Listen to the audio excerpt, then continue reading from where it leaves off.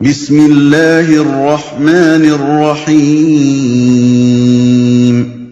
اللہ کے نام سے جو رحمان اور رحیم ہے۔ وَإِذَا ضَرَبْتُمْ فِي الْأَرْضِ فَلَيْسَ عَلَيْكُمْ جُنَاحٌ أَن تَقْصُرُوا مِنَ الصَّلَاةِ إِنْ خِفْتُمْ أَن يَفْتِنَكُمُ الَّذِينَ كَفَرُوا إِنَّ الْكَافِرِينَ كَانُوا لَكُمْ عَدُوًّا مُبِينًا۔ اور جب تم لوگ سفر کے لیے نکلو تو کوئی مضائقہ نہیں اگر نماز میں اختصار کر دو، خصوصاً جب کہ تمہیں اندیشہ ہو کہ کافر تمہیں ستائیں گے، کیونکہ وہ کھلم کھلا تمہاری دشمنی پر تلے ہوئے ہیں۔ اگر نماز میں اختصار کر دو۔ زمانہ امن کے سفر میں قصر یہ ہے کہ جن اوقات کی نماز میں 4 رکعتیں فرض ہیں ان میں 2 رکعتیں پڑھی جائیں، اور حالت جنگ میں قصر کے لیے کوئی حد مقرر نہیں ہے۔ جنگی حالات جس طرح بھی اجازت دیں نماز پڑھی جائے۔ جماعت کا موقع ہو تو جماعت سے پڑھو، ورنہ فردن فردن ہی صحیح۔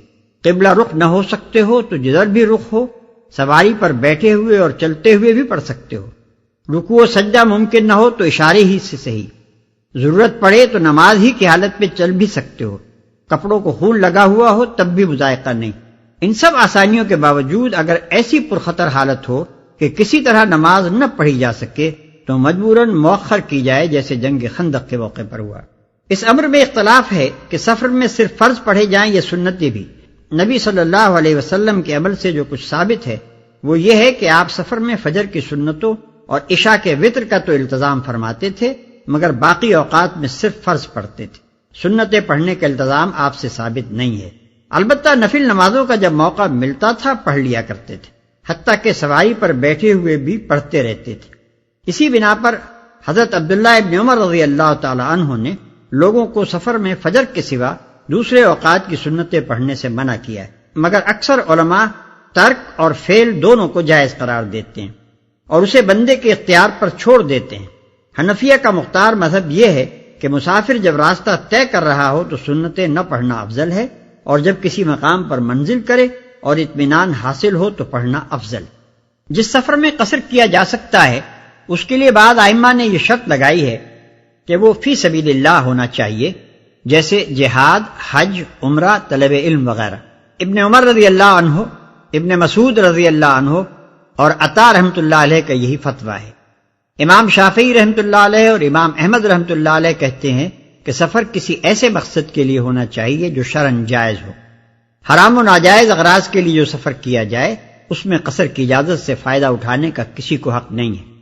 حنفیہ کہتے ہیں کہ قصر ہر سفر میں کیا جا سکتا ہے، رہی سفر کی نوعیت تو وہ بجائے خود ثواب یا عتاب کے مستحق ہو سکتی ہے، مگر قصر کی اجازت پر اس کا کوئی اثر نہیں پڑتا۔ بعض ائمہ نے مضائقہ نہیں یعنی فلیس علیکم جناح کا مفہوم یہ سمجھا ہے کہ سفر میں قصر کرنا ضروری نہیں ہے، بلکہ محض اس کی اجازت ہے۔ آدمی چاہے تو اس سے فائدہ اٹھائے ورنہ پوری نماز پڑھے۔ یہی رائے امام شافعی رحمۃ اللہ علیہ نے اختیار کی ہے، اگرچہ وہ قصر کرنے کو افضل اور ترک قصر کو ترک اولا قرار دیتے ہیں۔ امام احمد رحمۃ اللہ علیہ کے نزدیک قصر کرنا واجب تو نہیں ہے مگر نہ کرنا مکروہ ہے۔ امام ابو حنیفہ رحمۃ اللہ علیہ کے نزدیک قصر کرنا واجب ہے، اور یہی رائے ایک روایت میں امام مالک رحمۃ اللہ علیہ سے بھی منقول ہے۔ حدیث سے ثابت ہے کہ نبی صلی اللہ علیہ وسلم نے ہمیشہ سفر میں قصر کیا ہے، اور کسی معتبر روایت میں یہ منقول نہیں ہے کہ آپ نے کبھی سفر میں 4 رکعتیں پڑھی ہوں۔ ابن عمر رضی اللہ عنہ فرماتے ہیں کہ میں نبی صلی اللہ علیہ وسلم اور ابو بکر اور عمر اور عثمان رضی اللہ عنہم کے ساتھ سفروں میں رہا ہوں اور کبھی نہیں دیکھا کہ انہوں نے قصر نہ کیا۔ اسی کی تائید میں ابن عباس اور دوسرے متعدد صحابہ سے بھی مستند روایات منقول ہیں۔ حضرت عثمان رضی اللہ عنہ نے جب حج کے موقع پر منا میں 4 رکعتیں پڑھائیں تو صحابہ نے اس پر اعتراض کیا، اور حضرت عثمان رضی اللہ عنہ نے یہ جواب دے کر لوگوں کو مطمئن کیا کہ میں نے مکہ میں شادی کر لی ہے، اور چونکہ نبی صلی اللہ علیہ وسلم سے میں نے سنا ہے کہ جو شخص کسی شہر میں متاہل ہوا ہو وہ گویا اس شہر کا باشندہ ہے، اس لیے میں نے یہاں قصر نہیں کیا۔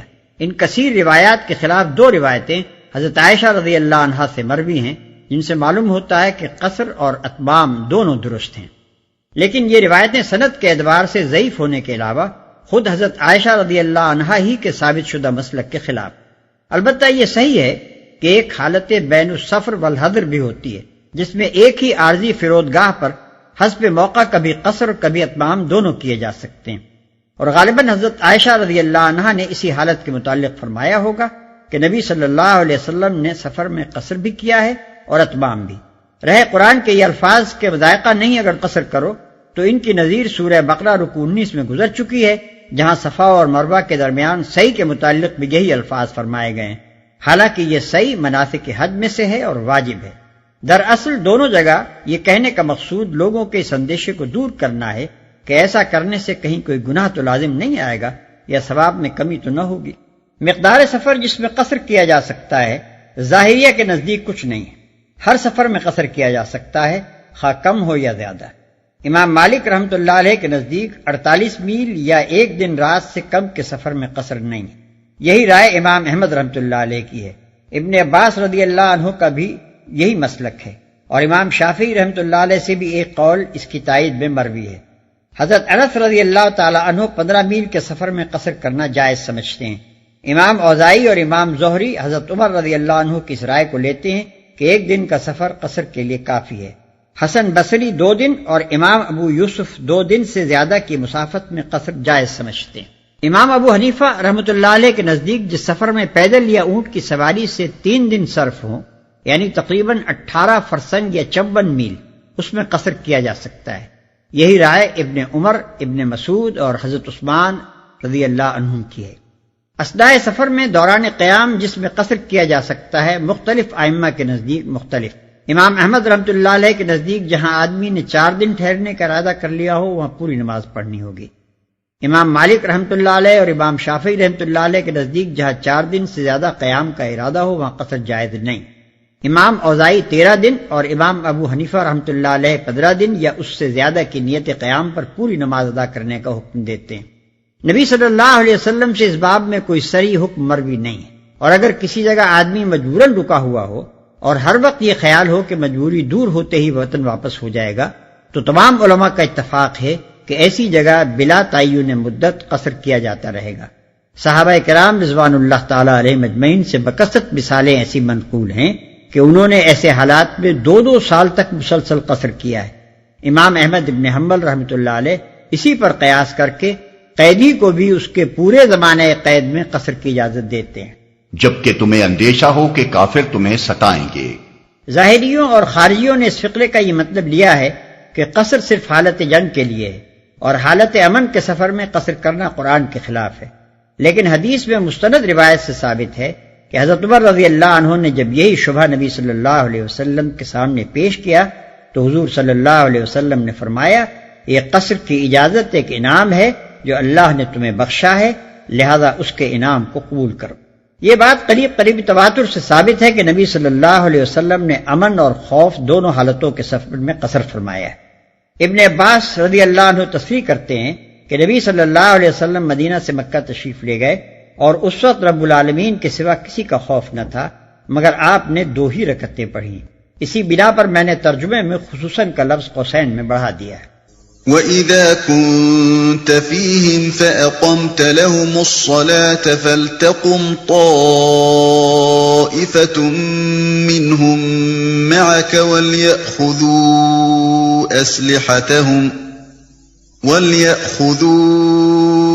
أَسْلِحَتَهُمْ فَإِذَا سَجَدُوا فَلْيَكُونُوا مِنْ وَرَائِكُمْ وَلْتَأْتِ طَائِفَةٌ أُخْرَى لَمْ يُصَلُّوا فَلْيُصَلُّوا مَعَكَ وَلْيَأْخُذُوا حِذْرَهُمْ وَأَسْلِحَتَهُمْ وَدَّ الَّذِينَ كَفَرُوا لَوْ تَغْفُلُونَ عَنْ أَسْلِحَتِكُمْ وَأَمْتِعَتِكُمْ فَيَمِيلُونَ عَلَيْكُمْ مَيْلَةً وَاحِدَةً وَلَا جُنَاحَ عَلَيْكُمْ إِن كَانَ بِكُمْ أَذًى مِّن مَّطَرٍ أَوْ كُنتُم مَّرْضَىٰ أَن تَضَعُوا أَسْلِحَتَكُمْ وَخُذُوا حِذْرَكُمْ إِنَّ اللَّهَ أَعَدَّ لِلْكَافِرِينَ عَذَابًا مُّهِينًا۔ اور اے نبی جب تم مسلمانوں کے درمیان ہو اور حالت جنگ میں انہیں نماز پڑھانے کھڑے ہو تو چاہیے کہ ان میں سے ایک گروہ تمہارے ساتھ کھڑا ہو اور اسلحہ لیے رہے، پھر جب وہ سجدہ کر لے تو پیچھے چلا جائے، اور دوسرا گروہ جس نے ابھی نماز نہیں پڑھی ہے آ کر تمہارے ساتھ پڑھے اور وہ بھی چوکنا رہے اور اپنے اسلحہ لیے رہے، کیونکہ کفار اس طاق میں ہیں کہ تم اپنے ہتھیاروں اور اپنے سامان کی طرف سے ذرا غافل ہو تو وہ تم پر یکبارگی ٹوٹ پڑے۔ البتہ اگر تم بارش کی وجہ سے تکلیف محسوس کرو یا بیمار ہو تو اسلحہ رکھ دینے میں مذائقہ نہیں، مگر پھر بھی چوکنے رہو، یقین رکھو کہ اللہ نے کافروں کے لیے رسوا کن عذاب مہیا کر رکھا ہے۔ انہیں نماز پڑھانے کھڑے ہو۔ امام ابو یوسف اور حسن بن زیاد نے ان الفاظ سے یہ گمان کیا ہے کہ صلاۃ خوف صرف نبی صلی اللہ علیہ وسلم کے زمانے کے لیے مخصوص تھی، لیکن قرآن میں اس کی مثالیں بکثرت موجود ہیں کہ نبی صلی اللہ علیہ وسلم کو مخاطب کر کے ایک حکم دیا گیا ہے، اور وہی حکم آپ کے بعد آپ کے جانشینوں کے لیے بھی ہے۔ اس لیے صلاۃ خوف کو حضرت صلی اللہ علیہ وسلم کے ساتھ مخصوص کرنے کی کوئی وجہ نہیں ہے۔ پھر بکثرت جلیل القدر صحابہ سے ثابت ہے کہ انہوں نے حضور صلی اللہ علیہ وسلم کے بعد بھی صلاۃ خوف پڑھی ہے، اور اس باب میں کسی صحابی کا اختلاف مروی نہیں ہے۔ تو چاہیے کہ ان میں سے ایک گروہ تمہارے ساتھ کھڑا ہو اور اسلحہ لیے رہے۔ صلاۃ خوف کا یہ حکم اس صورت کے لیے ہے جبکہ دشمن کے حملے کا خطرہ تو ہو مگر عملاً مارکہ قتال گرم نہ ہو۔ رہی یہ صورت کہ عملاً جنگ ہو رہی ہو تو اس صورت میں حنفیہ کے نزدیک نماز مؤخر کر دی جائے گی۔ امام مالک رحمۃ اللہ علیہ اور امام ثوری رحمۃ اللہ علیہ کے نزدیک اگر رکوع سجود ممکن نہ ہو تو اشاروں سے پڑھ لی جائے۔ امام شافعی رحمۃ اللہ علیہ کے نزدیک نماز ہی کی حالت میں تھوڑی سی زود و خرد بھی کی جا سکتی ہے۔ نبی صلی اللہ علیہ وسلم کے فعل سے ثابت ہے کہ آپ نے غزوہ خندق کے موقع پر 4 نمازیں نہیں پڑھیں اور پھر موقع پا کر الگ ترتیب انہیں ادا کیا، حالانکہ غزوہ خندق سے پہلے صلاۃ خوف کا حکم آ چکا تھا۔ اور وہ بھی چوکنا رہے اور اپنے اسلحہ لیے رہے۔ صلاۃ خوف کی ترکیب کا انحصار بڑی حد تک جنگی حالات پر ہے۔ نبی صلی اللہ علیہ وسلم نے مختلف حالات میں مختلف طریقوں سے نماز پڑھائی ہے، اور امام وقت مجاز ہے کہ ان طریقوں میں سے جس طریقے کی اجازت جنگی صورتحال دے اسی کو اختیار کرے۔ ایک طریقہ یہ ہے کہ فوج کا ایک حصہ امام کے ساتھ نماز پڑھے اور دوسرا حصہ دشمن کے مقابلے پر رہے، پھر جب ایک رکعت پوری ہو جائے تو پہلا حصہ سلام پھیر کر چلا جائے اور دوسرا حصہ آ کر دوسری رکعت امام کے ساتھ پوری کرے۔ اس طرح امام کی 2 رکعتیں ہوں گی۔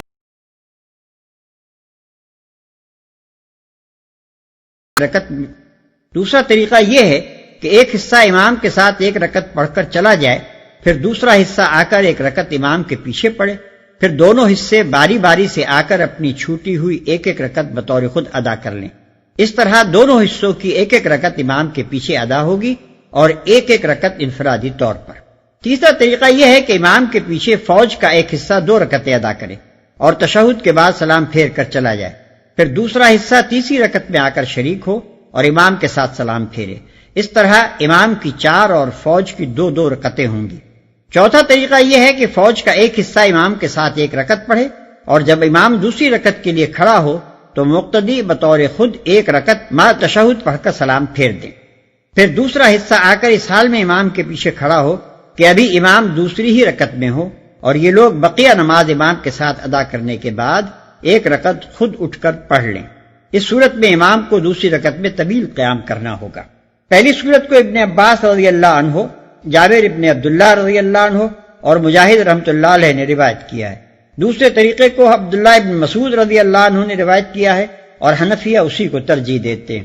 تیسرے طریقے کو حسن بصری رحمۃ اللہ علیہ نے ابو بکرہ سے روایت کیا ہے، اور چوتھے طریقے کو امام شافعی رحمۃ اللہ علیہ اور امام مالک رحمۃ اللہ علیہ نے تھوڑے اختلاف کے ساتھ ترجیح دی ہے، اور اس کا ماخذ سہل بن ابی حسمہ کی روایت ہے۔ ان کے علاوہ صلاۃ خوف کے اور بھی طریقے ہیں جن کی تفصیل مبسوطات میں مل سکتی۔ اللہ نے کافروں کے لیے رسوا کن عذاب مہیا کر رکھا ہے، یعنی یہ احتیاط جس کا حکم تمہیں دیا جا رہا ہے محض دنیاوی تدابیر کے لحاظ سے ہے، ورنہ دراصل فتح و شکست کا مدار تمہاری تدابیر پر نہیں بلکہ اللہ کے فیصلوں پر ہے۔ اس لیے ان احتیاطی تدبیروں پر عمل کرتے ہوئے تمہیں اس امر کا یقین رکھنا چاہیے کہ جو لوگ اللہ کے نور کو اپنی پھونکوں سے بجھانے کی کوشش کر رہے ہیں اللہ انہیں رسوا کرے گا۔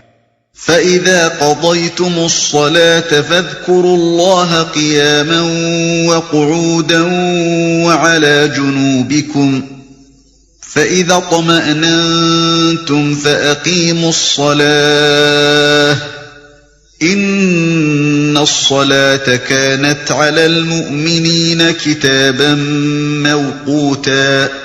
پھر جب نماز سے فارغ ہو جاؤ تو کھڑے اور بیٹھے اور لیٹے ہر حال میں اللہ کو یاد کرتے رہو، اور جب اطمینان نصیب ہو جائے تو پوری نماز پڑھو۔